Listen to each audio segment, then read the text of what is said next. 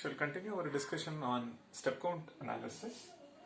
Let us revisit computing max case study. We saw that there are three operations, something like assignment, comparison, and as part of for loop, increment was also happening. So these three operations are kind of happening quite a number of times. Let's estimate how many times assignment is done, how many times comparison is done for this case study. Subsequently, we will analyze of the three which one is dominant. As far as our terminology is concerned, we call it as a primitive operation. So, as mentioned before, we are interested in an analysis which is independent of the system. So we are not interested in knowing will this program take 20 microseconds on an Intel machine or 15 microseconds on AMD machine. No, we want a measure which is system independent. So let's assume we fix a model. As for our cost model, we say assignment operation is unit cost. So this is cost 1. This one, if you see, one way of seeing this is how many times the for loop is executed. It is step count analysis. So simply see how many times each statement is executed. That's all. Simply sum all of them. That will give you the overall step count. Check how many times this for loop is executed. So this for loop is executed n minus 2 plus 1. This is for true instantiation, meaning when I is 2, it will enter the loop. When I is 3, it will enter the loop. When I is n, it will enter the loop. So this many number of times it will enter the loop. There will be one more.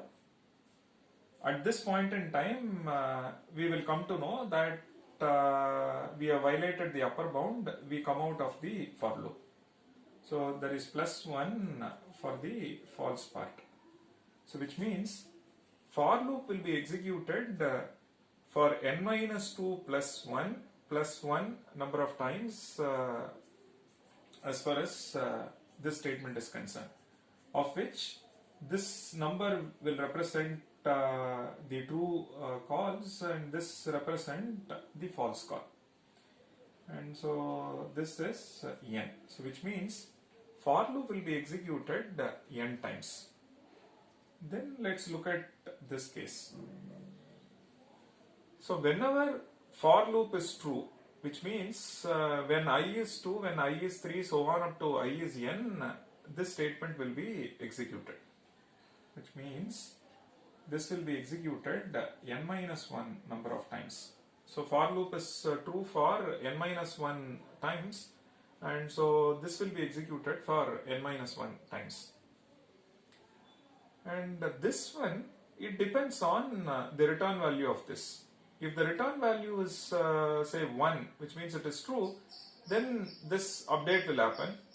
Otherwise, it will not. So it may vary. It may vary depending upon the input. You imagine, the worst case analysis. Suppose the input is say 1, 2, 3, 4. Then a of 1 is set to this. Then you see that a of I is bigger than this, so there is an update. Then a of I is bigger than max, there is an update. A of I is bigger than this, so there is an update. So in the worst case, this will also be executed n minus 1 times. So whenever this one is true, this will be done. So in the worst case, this will also be executed n minus 1 times. And when you come out of the loop, this will be executed just once. So the total step count is, in the worst case, 1 for assignment and n for loop, n minus 1 for if, plus n minus 1 for assignment this one, plus 1 for return. Okay, so you have 3n, 1, 1, 1 and minus 2 plus 2. So you see that there are 3n steps, or this will be executed. So as part of step count analysis, you see that this is executed once, and this is executed n times, this is executed n minus 1 times, and so on. So when I say 3n steps, 3n fundamental instructions.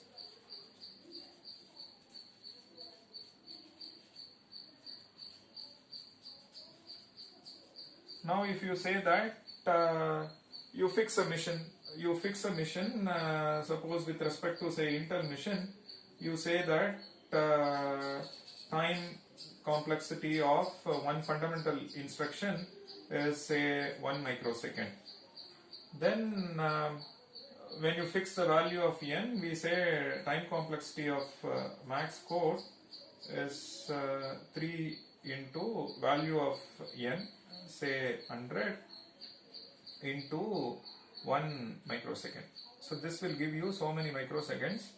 That will be the actual time with respect to this mission. Okay. And one can also analyze maybe the cost of assignment is 1 clock cycle, and cost of comparison maybe 2 clock cycles. So accordingly you can differentiate. This is 1 clock cycle, and this one maybe 2 clock cycles. So accordingly you can bring in the system specific parameter to estimate the overall time. Fine. So what we have done is fix a cost model. My cost model says assignment cost is 1, and for loop it is 1, and we simply see how many times we execute for loop. And the comparison unit cost, we see how many times comparison is done, and assignment is unit cost, how many times we perform the assignment. Over here it is linked to this statement, so we are doing the worst case analysis. Worst case analysis in the sense that for every I, for whenever it enters the for loop, you see that this is true, so the update is happening. And you sum all of them, that will give you so many steps or so many fundamental instructions. For each instruction, if you know what is the time with respect to a specific mission, we can estimate the time of this program. Okay. There are a couple of things to note. Over here, assignment is 1, makes sense.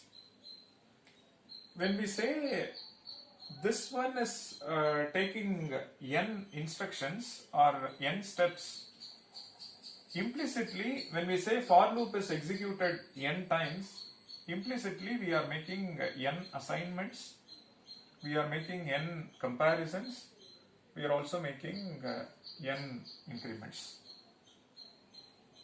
Correct? And so many assignments, so many comparisons, so many increments are happening, but all this is put together as 1 with respect to this cost model.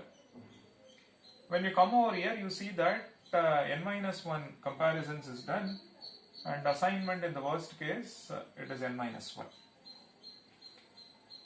Now if you look at this, you see that assignment is happening 2n minus 1 times, comparison is happening 2n minus 1 times, so assignment is 1 more. So it is 2n minus 1 plus 1. So 2n times assignment is happening, and comparison is happening 2n minus 1 times.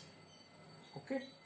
And so if you look at this, so you see that in the worst case cost model, assignment is frequent.